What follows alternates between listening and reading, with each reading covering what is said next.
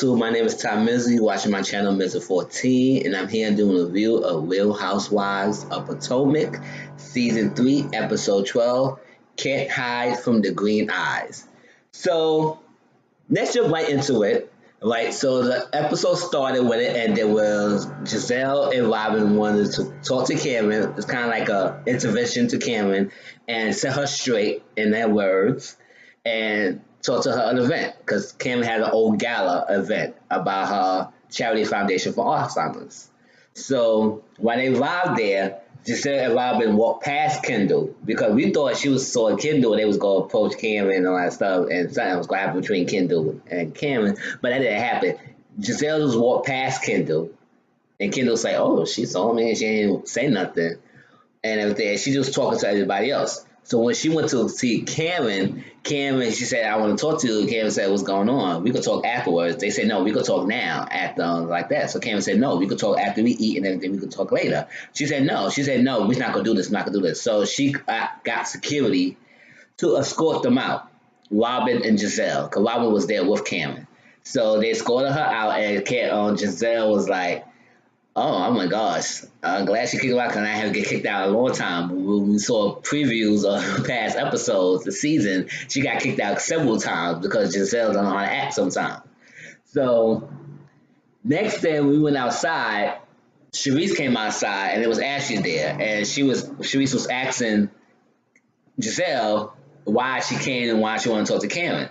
And Giselle told Sharice that she wanted to talk to Cameron because she didn't like how Cameron was flip-floppy with Robin. Like said she was going to the Robin event and then she didn't decide not to go. She flipped out and said she's not going. And then she said Robin been there for her when they had a little time when she was going to attack problems. Robin was the only one there to talk to her. So she realized she should say that Cameron should apologize to Robin or talk to her and get her straight because she don't like how Cameron this Robin. So that was that. And then Giselle asked Sharice why she didn't attend Robin's event. And here we go again. And it's like Robin is missing the point. It's not a fact that she said that she was not going to attend your event. She said she made a commitment. When you made a commitment with somebody, like you had two events going on, and somebody asked you first, and you already said you're going to commit to it, then you're going to commit to it. And it's not going to look right when you say you're going to commit to it, and then you just change and jump ship for somebody else when they just now told you. Now, I will believe that if Sharice was told about Robin event, then she would have probably went to Robin event before Monique event or instead of Monique event if Robin told Sharice about this event ahead of time. Now, since Monique asked her, she said, yes, she going to commit to going. Now, Sharice could have went to both events if she wanted to, but they both were the same night. So I don't know if it was the same time or that she could have just went to Robin's event first a little bit and then went to Monique, whatever. But at the same time, if you made a commitment to an event and it's at the same night another event that you just now heard of, I would go to the one that I made a commitment for because that's what it is. Like you can't just jump ship like that. You can't commit to it and then force it at the last minute when somebody else came along. So Robbins keep missing the point. But Sharice, they didn't understand it. They got back and forth. Sharice said, I'm not dealing with this little kid. Y'all just go, and went away. And so that was that event. And then we get this little scene. No, we're going to do Candace later because I have a lot to talk about Candace. So let's continue with Giselle. Giselle says she can't control her relationship that she's going to have with Sherman. She can't force someone to be in a relationship with her. Well, she can't. You can't force anybody to be in a relationship with you. Like, it's either they're in it or they're not. So she said she can control her book. She can focus on controlling her book, focus on her children, focus on every Hue Beauty line that she has. That's somehow successful right now. And she do that. So she get her intern Gabby that comes, and Gabby was just a short young intern, I think, from her sorority network. And when Giselle was asking her things, she was typing in her phone, and Giselle was like, don't she have a pen and notebook? I mean, I'm a pen and notebook type of person too. But I know you have a notebook in your phone so you can use it just electronically. You always go on the phone. And she made a good point.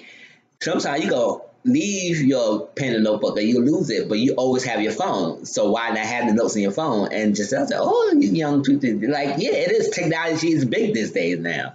So they was talking about the CBC event, which is it's Congressional Black Caucus event, which is like a lot of black businesses come together, entrepreneurship, and to make connections and support each other black business and networking. Basically, it's a network event, and it's happened every year. And Giselle event will be her every Hue line. I think she said her father started this event or created this foundation and stuff, and then continue on traditionally. So she created her a review line, and it's going to be front and center. So once you walk in, it's right there. So she's excited. She can't wait till it happen, expand her thing, and network with other businesses, support their businesses, and also have to support her and make her business grow. Because that's the only way you can make your business grow. And I congratulate Karen for pushing on forward for her event, and it's working. If it's it's successful, and it's something that she put her passion into it, do it. Go ahead, Giselle. So then we get on Giselle event, right? Um, she had her booth right in the center, right? Right when we walk in, you see it. It's very big. She was setting up. She was meeting, talking to different people, trying to put people make up all different women, trying to shades, talking to them. And Robin came. Robin's asked can she help, and she said no, I got professionals to do it. You just here to support. And then Ashley came, then Sharice came, then Candace came. And at the same time, Monique and Cameron were supposed to go to the same event as well, the CBC event. But they was going to have their own agenda, their own networking, because Cameron says her hairline, and Giselle with her website and her other businesses that she has, she want to network with different people there. So when Cameron and Monique went to the event, they saw the booth, but they decided to go a different way because they dodged Giselle. Instead of saying go and say hello, how you doing, they just totally dodged it and just went to somewhere else. So later on, Robin saw them and was like, "Is that Karen? Karen, why she didn't come over to say nothing?" So no, Ashley being messy behind, she said, "I'm gonna go over there and say hi." So all of them went. Only Robin, Giselle, and Ashley went to the event. Went to see Cameron and Monique. And they was like, "Hi, you didn't see us, why you didn't stop by and say nothing and all that stuff?" I said, "Oh, we didn't." They lied and said, "Oh, we didn't notice you was right there. We didn't see you. We didn't see you." Mind you, when they showed the clip, that they showed that her thing was right front and center, and they lied and said they did see it. And Monique said, "Oh yeah, we saw her event. We just didn't feel like dealing with any drama." Which is fine. It's no drama. You could just say hi, how you doing, bye. You had to create any drama, but no, it's for the ratings, it's for the show, so they got to create this little tension between us. It's like a divide right now. And Cameron said she'll leave, and Robert said, "Liar, that's where you're gonna go. You always gonna leave." And that was like, this is crazy. Because Candace came later on, and she asked them what happened. They reiterate what happened, and she was like, that. But Sharice did talk about how she signed Monique because she don't like how Monique is showing a different side of her and being messy and stuff. And Candace was like, "Oh, Monique always big up Sharice, and now Sharice saying something different. Something's going on between those two." So I was like, that's crazy. So then we get we have Ashley, Robin, and Giselle had a workout scene, and then later on another workout scene where we have Monique, Karen, and Candace, right? And they had their own workout scene, and they both scenes was like going back and forth, reiterated and rehashing the same event. Giselle told them about the CBC event, and they're gonna go. They said they're gonna go, and I think it was either Candace or Monique asked Karen about Kendall and why she's there and why you invited her, and Cameron said she knew Kendall a longer time than she knew Giselle, so it was She both of them they friends, so she realized she could fight them both. But Monique said that's kind of messy because if you know that Giselle was dating with Kendall X, you wouldn't invite both of them there because it would create tension. But that was that, and then they talked about the money situation, about the charity event, and Robin said, if you don't have a charity event, have a charity event. And they talk about writing a check to her foundation instead of writing the Alzheimer's organization, and they was going back and forth saying a lot of things. So Sharice, through the midst of them talking, Sharice FaceTimes Robin, and Robin was kind of like shocked. She said, "Oh, you FaceTime me? That's a nice gesture." And I guess it was going to set up the thing that Sharice go turn against Monique or whatever going to be turning against her because she had a meeting with Robin and they had a dinner. And when they had that dinner, they just sit down and then had them talking about Monique and saying that Monique was trying to use her and trying to be messy. And Sharice was saying that since she came to Potomac, no, since Monique came to Potomac, she befriended Monique and help on her circle and help her build and be friends with her. And then doing the Hurricane Harvey Hurricane Harvey thing they had, she was talking to all her friends, invited all her friends without her. She feels some type of way about that. And then she said Monique was messy about inviting Kendall because Monique knew Kendall through Sharice. So she's side-eyeing Monique now, saying Monique is being opportunistic. And I don't think Sharice like that. But I'll say, come on, Sharice, this is what you got to understand. Now, if you invited her a group of friends and they become friends and they become cool, you should not be getting mad at that because at the end of the day, you invite her to the people and they might click. So it's a possibility when you know they will click. So why you get upset like that? I'll be understand if you invite them to the click and then she be secret-handedly discarding you and not inviting you to anything that was your group of friends that you invited, then I would be like, what's going on?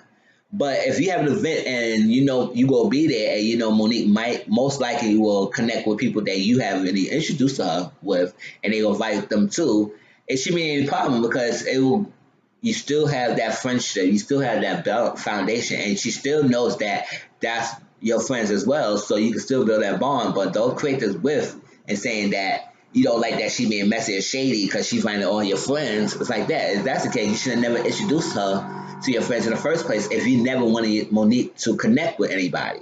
You made that connection for with her and she went on with it.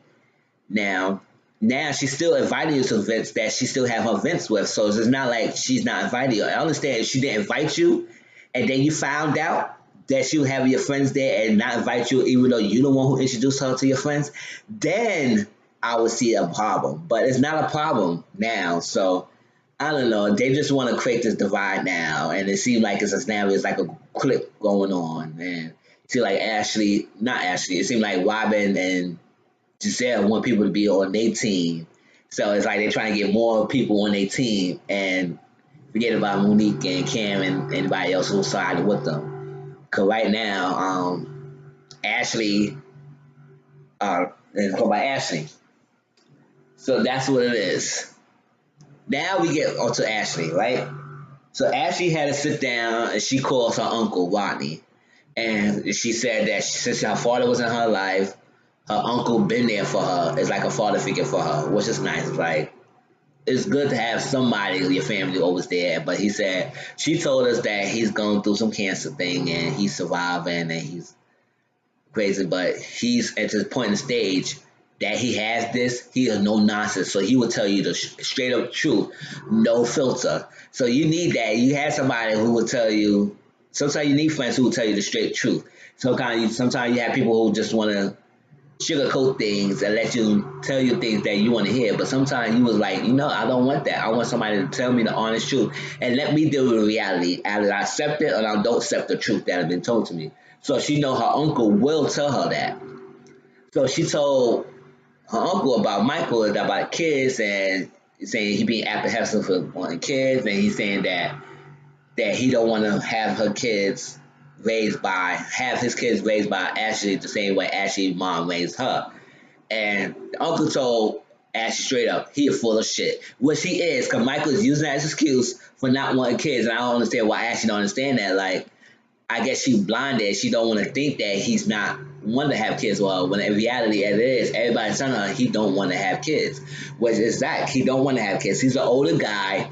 He went through that. I think he have kids already. I think he have a kid or two already. So he went through the father phase. He don't want to go through the father phase right now. So I understand older young women out there, if you date an older guy who especially real older than you got to know that most likely some things in the past they're not going to continue on. And let's say he never had that before. Like say he never had a kid and he wanted a kid and he got you to give her a kid, which is fine.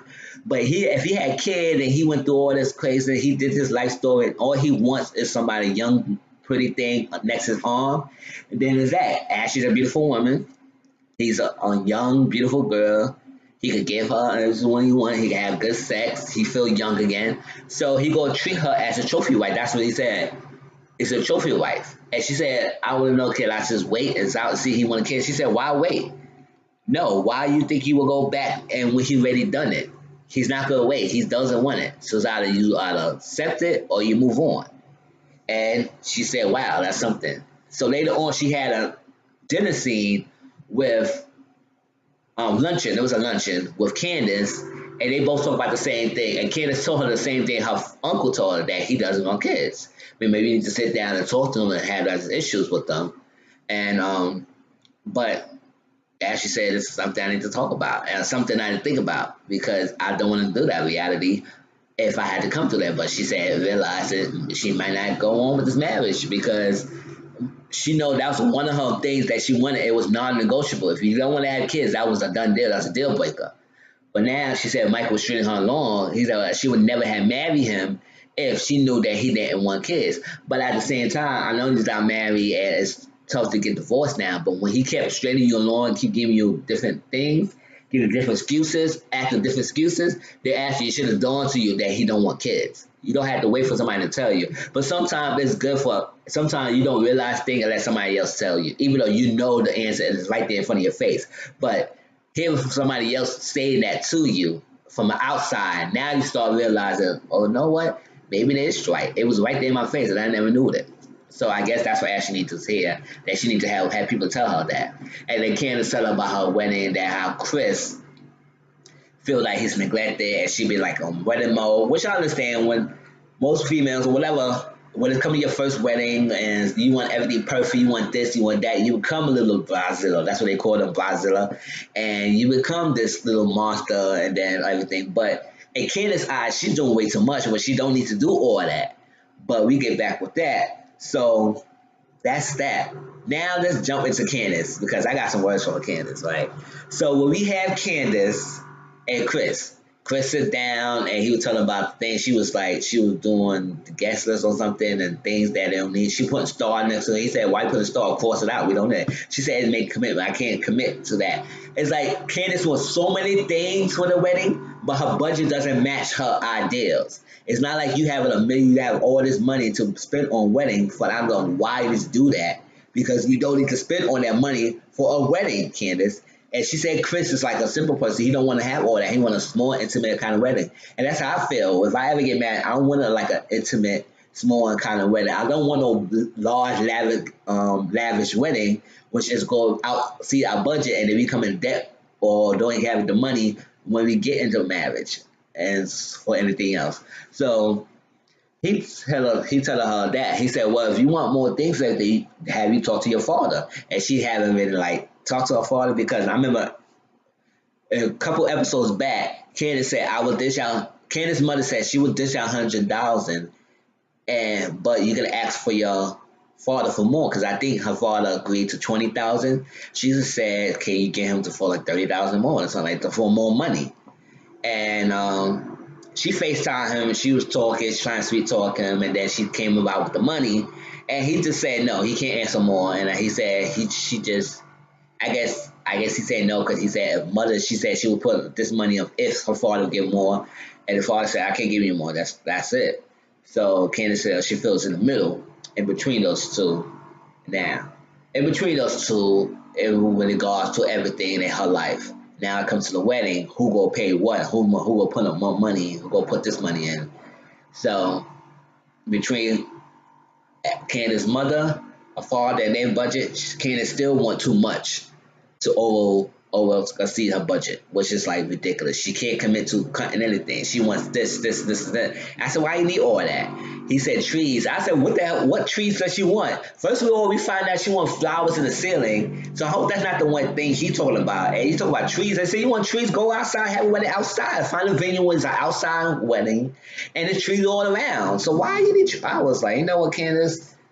Bye, girl. So. Oh yeah, I did forgot to that. Robin and Sharice had a dinner, and they sat down, and Sharice apologized for not attending Robin's event, and Robin didn't understand it, but I guess she somewhat understood now. And that's they talk about Monique and saying that Monique is flip flopping. Robin wanted to tell Sharice that she been Monique being acceptable of her friends and to be careful in your side.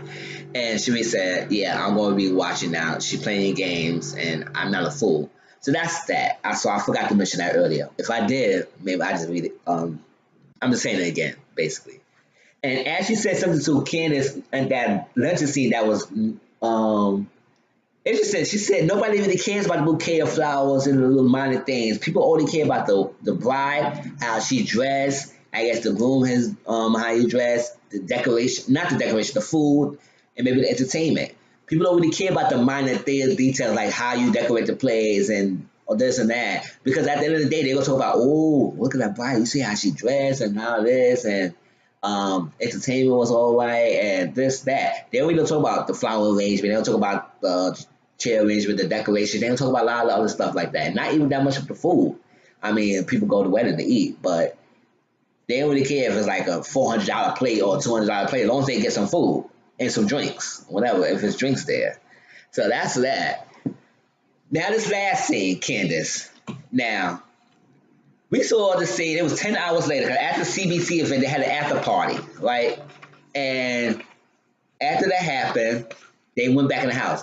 We saw Candace's ring, engagement ring on the table. I said, what the hell happened? So she said she was upset. She said she never in her life will feel this way and feel that her person that she really loves will say this to her.